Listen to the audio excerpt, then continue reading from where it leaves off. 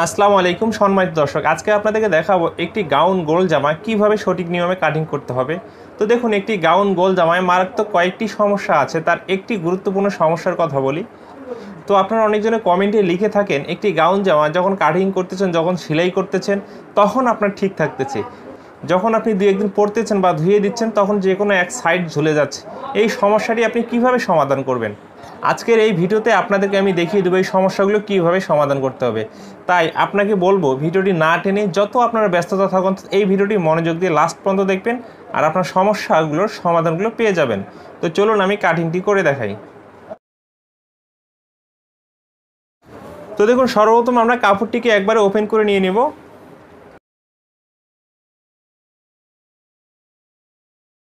তো দেখুন, কাপড়টি এখানে আমি একটি ভাঁজ করে নিয়েছি। এখান থেকে আমি 1 গজ মানে 36 ইঞ্চি কাপড় বাইর করে নিচ্ছি হাফ বডির জন্য। তো যখন আপনি একটি 2 হাত পানা কাপড় দিয়ে একটি গাউন জামা কাটিং করবেন, অবশ্যই আপনাকে বডির পার্টি আগে বাইর করে নিয়ে নিতে হবে।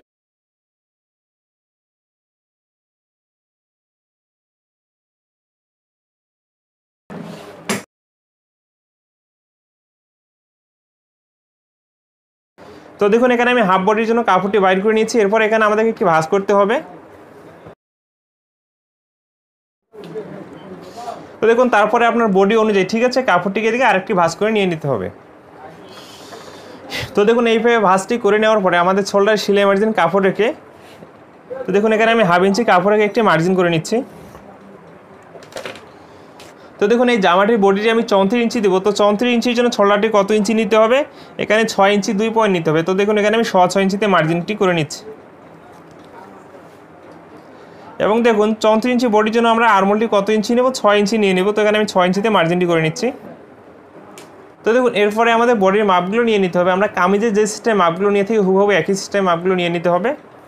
দেখুন 34কে 4 ভাগ করলে কত হচ্ছে 17.5। তো 17.5তে মার্জিন করতে হবে এবং সেলাইয়ের জন্য এক্সট্রা কাপড় নিয়ে নিতে হবে।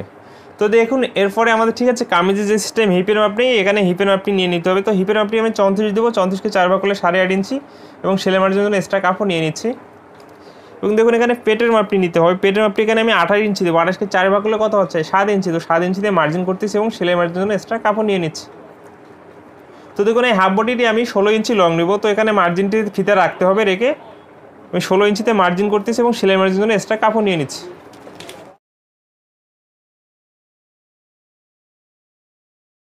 তো দেখুন, যখন আপনি একটি গাউন জামা কাটিং করবেন এই মার্জিনটাকে সোজা করে টেনে নেওয়া যাবে না। আমাদের কী করতে হবে, এখান থেকে ঠিক আছে হাফ ইঞ্চি পরিমাণ রাউন্ড করে নিয়ে নিতে হবে। এদিকে একটু ডাউন দিয়ে কাটিংটি করতে হবে এবং এরপরে এই মার্জিনগুলোকে টেনে নিতে হবে।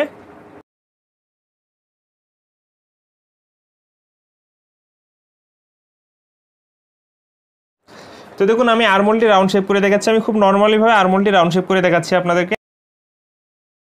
তো দেখুন, আজকের এই ভিডিওতে যে বিষয়টির উপরে গুরুত্ব দেওয়া হয়েছে একটি গোল জামা কেন ঝুলে পড়ে, এই জন্য আমি বডির মাপগুলো একটু নর্মালিভাবে নিয়ে দেখিয়েছি। ওকে, তো আমি এই অবস্থায় কাটিংটি করে নিচ্ছি।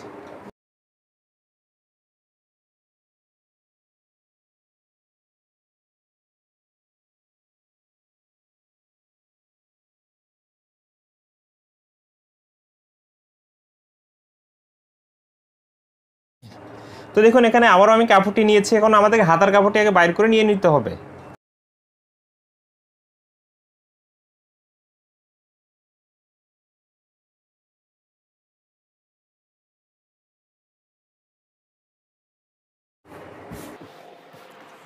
তো দেখুন, তাহলে বডির পার্ট এবং হাতার জন্য কাপড় বাইর করে নিয়েছি, তাই না? এবং এখানে যে অবশিষ্ট কাপড় আছে, আমরা যে একটি গাউন জামা কাটিং করি 2 হাত পানা কাপড় দিয়ে যে সিস্টেমটিতে, তো আমি ফার্স্ট টাইম সেই সিস্টেমটি আপনাদেরকে দেখিয়ে দিচ্ছি। তো আমরা কাপড়টি এভাবে একটি ডাবল ভাঁজ করে নিই, নেওয়ার পরে ঠিক আছে আড়াআড়ি করে এখানে আরেকটি এভাবে ভাঁজ করে নিই, তাই না? তো দেখুন, এইভাবে যখন আমরা ভাঁজ করে নিই এই ভাঁজটিতে সবচেয়ে বড় সমস্যারই সৃষ্টি হয়। মানে একটি গাউন জামা ঝুলে পড়ার বা কোনা ঝুলে যাওয়ার মূল সমস্যাটি এখানেই তৈরি হয়। তো আমি আপনাদেরকে প্র্যাকটিক্যালি দেখিয়ে দিচ্ছি। তো আপনাদেরকে বিষয়টি এখন আমি ক্লিয়ার করে দেবো, কিন্তু এখানে একটু মনোযোগ দিয়ে কথাগুলো শুনতে হবে। তো দেখুন, এই কাপড়টির খারাপ সাইড হচ্ছে এটা হচ্ছে পায়ের, ঠিক আছে? এই সাইডটি আমরা যত টানি এই সাইডটি কখনো বাড়বে না। তো দেখুন, এই সাইডটি আমরা যখনই টানবো এই সাইডটি দেখুন স্টিচ করতেছে, মানে বাড়তেছে। তো যখন আমরা একটি গাউন জামা এইভাবে ঠিক আছে ডাবল ভাঁজ করে কাটিং করি তখন একটি সাইড আড়া হয়, একটি সাইড খাড়া হয়। এবং দেখুন, কোম্পানি যে কাপড়গুলো তৈরি করে বিশেষ করে এই সাইডটি কিন্তু ঠিক আছে এই খাড়া সাইডটি লাম্বার দিকে রাখার জন্য, আড়া সাইডটি কখনো লাম্বার দিকে রাখার জন্য তৈরি করা হয় না। আর লাম্বার দিকটিতে আপনি আড়া সাইডে যে কোনো পোশাকে রেখে তৈরি করেন সেই পোশাকটি ঝুলে যাবে, বাঁকা হবে, এটাই বাস্তবতা বা এটাই সত্যি। তো দেখুন একটি গাউন জামা নিচের ঘেরটি আড়া খাড়া কেন হচ্ছে আমি একটু দেখিয়ে দিচ্ছি ভাঁজ করে। তো দেখুন একটি গাউন জামার ঘের কাটিং করার আগে অবশ্যই আমরা এইভাবে কাপড়টিকে ডাবল ভাঁজ করে নিই, নেওয়ার পরে দেখুন এইভাবেই কিন্তু আড়াআড়ি ভাঁজ করি, তাই না? তো দেখুন এইভাবে আড়াআড়ি ভাঁজ করার কারণ এখানে যে সমস্যাটি হচ্ছে, তো দেখুন এই দুইটি সাইড হচ্ছে খাড়া এবং এই সাইডটি হচ্ছে কিন্তু আড়া। তো দেখুন এখানে কিন্তু স্টিচ করতেছে, অনেক বাড়তেছে। এই আড়া সাইডটি এই এক সাইডে যাওয়ার কারণে ধুয়ে দেওয়ার পরে ঝুলে যায়। তো আমরা এটা কিভাবে কাটিং করব, তো আমি দেখিয়ে দিচ্ছি এটা আমরা কিভাবে কাটিং করব, মানে আড়া এবং খাড়া আমরা একখানে মিশ্রণ করে কিভাবে কাটিংটি করব আমি দেখিয়ে দিচ্ছি। তো এই সমস্যাটি সমাধান করা দুইটি সিস্টেমে কাটিং করা যায়। তো আজকে আমি একটি সিস্টেম দেখিয়ে দিচ্ছি, নেক্সট কখনো আরেকটি ভিডিওতে আমি আরেকটি সিস্টেম দেখিয়ে দেবো। যে সিস্টেমটি আপনার ভালো লাগবে সেই সিস্টেমটি আপনি ব্যবহার করে এই গাউন জামাগুলো কাটিং করতে পারবেন। ঝুলে যাওয়া আর বাঁকা হয়ে থাকে আপনার এই সমস্যা থেকে একবারেই পরিত্রাণ পেয়ে যাবেন। তো চলুন তাহলে একটি সিস্টেম কাটিং করে দেখিয়ে দিই।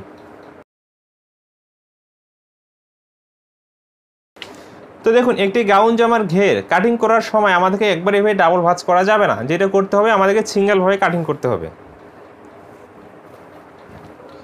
তো দেখুন এই পার্টগুলো আমাদেরকে কীভাবে কাটিং করতে হবে বা কীভাবে কাপড়টি ভাঁজ করতে হবে। তো দেখুন আমি ঠিক আছে এখানে সিঙ্গেল করে নিয়েছি কাপড়টিকে। আমরা দেখুন এই কোণাটিকে ঠিক আছে আড়াআড়ি করে এভাবে ভাঁজ করে নিয়ে নিব। তো এইভাবে আমাদের কাপড়টিকে ভাঁজ করে নিয়ে নিতে হবে। তো দেখুন এভাবে কাপড়টি ভাঁজ করে নেওয়ার পরে আমরা বডির পার্টটি এখানে নিয়ে নিব। তো দেখুন এখানে আর নতুন করে মাপ নেওয়ার প্রয়োজনে আমরা যেটা করবো ঠিক আছে, এই বডির পার্ট অনুযায়ী আমরা এভাবে মার্জিনটি করে নিয়ে নিব।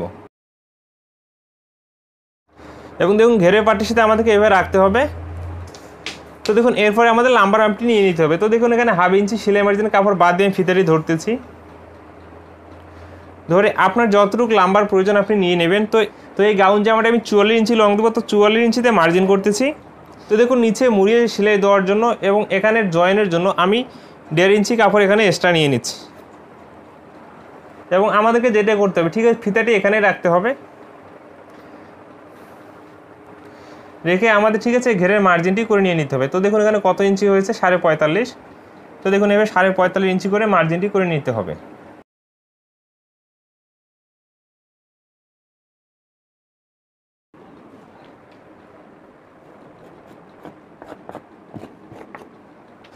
তো তাহলে দেখুন ঠিক আছে আমার কিন্তু ঘেরের পার্টের মার্জিনটি করা হয়ে গেছে। এই অবস্থায় আমি কাটিংটি করে নিয়ে নেব।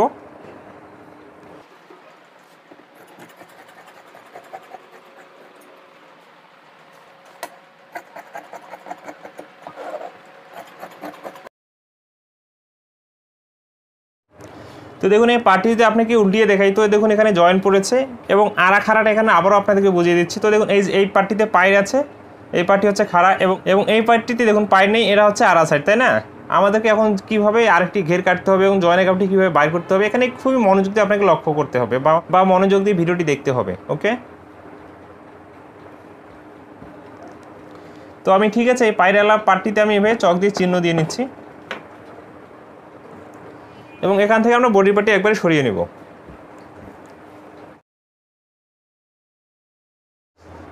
তো দেখুন এখানে কিন্তু আমি একটি ঘেরের পার্ট কাটিং করে নিয়েছি, তাই না? আরেকটি ঘেরের পার্ট আমরা কীভাবে কাটিং করব, তো দেখুন এখানে যে কাপড়টি আছে, তো আমি এই সাইড থেকে একটি ঘেরের পার্ট নিয়েছি এবং এই সাইড থেকে আরেকটি ঘেরের পার্ট নিয়ে নিতে হবে। তো দেখুন এখানে আমাদের কীভাবে কাপড়টি ভাঁজ করতে হবে, এই কোণা থেকে ঠিক আছে আড়াআড়ি করে আমরা এইভাবে কাপড়টিকে ভাঁজ করে নিয়ে নেব। তো দেখুন এইভাবে কাপড়টি ভাঁজ করে খুবই একটি সহজ নিয়ম। এরপরে আমাদেরকে যেটা করতে হবে এই পার্টটি শুধু এই পার্টির উপরে বিছিয়ে দিতে হবে। তো এখানে আর মাপ নেওয়ার প্রয়োজন নেই, এখন জাস্ট আমাদের কাটিংটি করে নিলেই হয়ে যাবে। তো দেখুন এইভাবে আমাদেরকে কাটিংটি করতে হবে।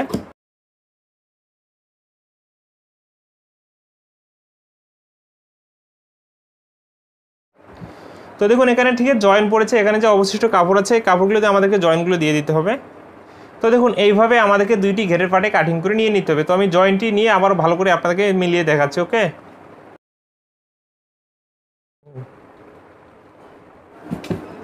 তো দেখুন এখানে 1/2 ইঞ্চি কাপড় আমি উপরে রেখে ঠিক আছে আমি জয়েনের কাপড়টিকে কাটিং করে নিয়ে নিচ্ছি।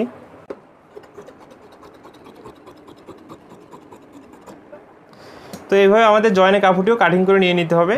তো আমি জয়েন্টগুলো নিয়ে দুইটি পার্টে আপনাদেরকে মিলিয়ে দেখাচ্ছি তো আড়া-খাড়া জিনিসটা আসলে কি আমি মিলিয়ে দেখাচ্ছি আপনাদেরকে। একটি ঘেরের পাটে জয়েন হওয়ার পরে আরেকটি ঘেরের পাটে সেটা তো আমাদের জয়েনের কাপড়টা বাইর করে নিয়ে নিতে হবে।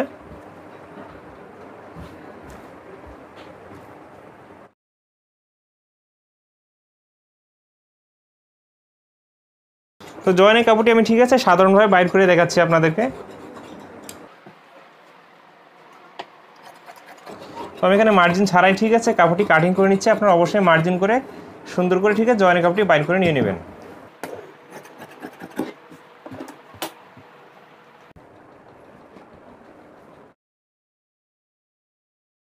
তো দেখুন এখানে ঠিক আছে ঘেরের যে নিচের অংশটি আমি জয়েন্টটি দিয়ে নিয়েছি। তো আমি দুইটি পার্ট আপনাদেরকে মিলিয়ে দেখাচ্ছি। তো দেখুন এখানে আপনাদের আমি ঘেরের পার্টটি বিছিয়ে দেখাচ্ছি আসলে আমাদের ঘেরের পার্টটি কীভাবে থাকবে বডির পার্টের সাথে। তো দেখুন এখানে আমি একটি পার্ট বিছিয়ে নিয়েছি। তো দেখুন এই সাইডটি হচ্ছে খাড়া সাইড। তো দেখুন এখানে টানলে কিন্তু বাড়তেছে না। তো দেখুন ভালো করে, এবং এই সাইডটি টানলে দেখুন বাড়তেছে, অনেক আড়া তাই না?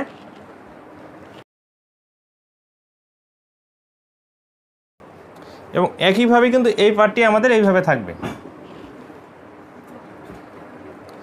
মানে এটা যদি আপনি পিছন দেখেন তাহলে ঠিক আছে পিছনে এটা সদর সাইড থাকে, আর যদি সামনে দেখেন এটা সদর সাইড, মানে যেই দিকে যান ঠিক আছে এটা সদর সাইড এটা সদর সাইড, আমাদের এই উল্টো সাইড দুটো কিন্তু ভিতরে থাকবে তাই না?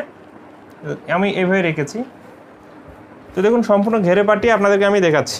তো দেখুন এটা হচ্ছে একবারে নিচের ঘের এবং এই দুটি হচ্ছে সাইড, এবং এখানে থাকবে আমাদের বডির পার্টি জয়েন হবে। তো দেখুন এই সাইডটি সম্পূর্ণ ওরক এবং এই সাইডটি হচ্ছে খাড়া, এবং এটা টালে যত টানছে সেখানে কিন্তু বাড়তেছে না।